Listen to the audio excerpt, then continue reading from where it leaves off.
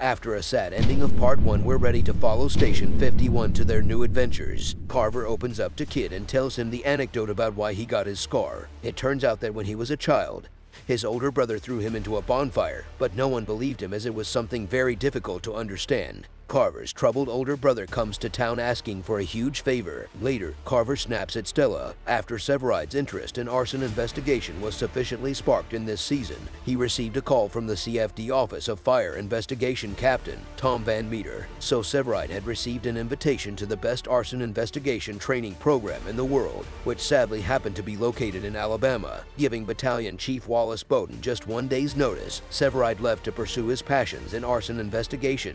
Herman continues to struggle to keep it together as Cindy's condition worsens. With Severide still gone, Cruz feels the burden of his increased responsibilities as he deals with a disruptive new member to squad. After an absence of many years, Gallo's Aunt Lacey returns to make amends and give him the key to a storage locker filled with old family memories. Casey returns to Firehouse 51 to serve with Kid on a special task force. Cindy cancer is finally in remission, so Herman decided to give her a party at Molly's. Casey reunites with Brett and she has conflicted feelings about her new relationship with Dylan and her past relationship with Casey. Later on, Gallo's aunt is involved in a serious car accident. Engine 51 rescues a homeless man named Shep, who was pinned under an overturned garbage truck. Afterwards, Kid takes an interest in helping him, but Shep mistakes her compassion for something else. When Carver confronts Shep outside of Kid's apartment, Shep physically attacks Carver and they fight. Unfortunately, Carver is then arrested by law enforcement and Kid watches in disbelief as Carver is taken away in a police car.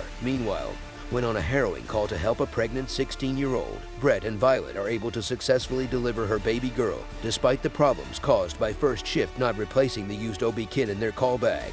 Later, the baby is anonymously left at the firehouse. Kylie takes and passes the firefighter final exams. Cruz finds out that Severide is done with his training in Alabama and is doing something else, and he tells Stella. Stella tells Violet and Brett that she talked with Severide, but their conversation was far from reassuring. According to her, Severide said the ATF gig came up too suddenly to notify Stella about it, but he insisted that it was no big deal. For Stella, everything Severide said was so vague, including how the new job affects when he comes home. A bigger problem arises for Stella, momentarily distracting her from domestic drama. An extremely destructive bullet found at her rescue call suggests that there may be a domestic terrorist threat to Chicago. Casey gives Brett a heads up that he's coming, and when he shows up at the firehouse, Brett breaks the news that she's trying to adopt a baby. He asks if Dylan is involved. Sylvie explains that he's supportive, but no, and Casey says he's happy for her. He even teams up with Violet, Stella, and Mouch to pay the baby's biological mother, Amber, a visit to talk up the most amazing, caring person I know.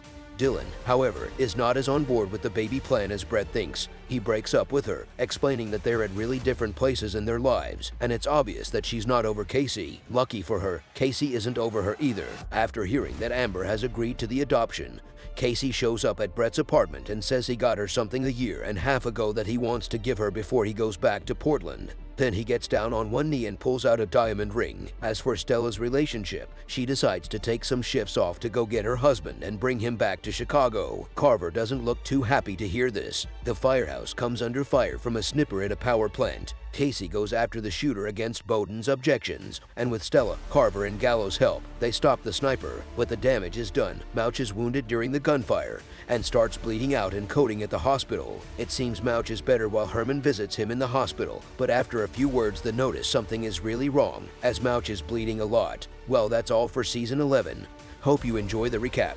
If you want to watch more Chicago recaps, click here. Don't forget to subscribe and share this video. Thanks for watching Flicks and TV.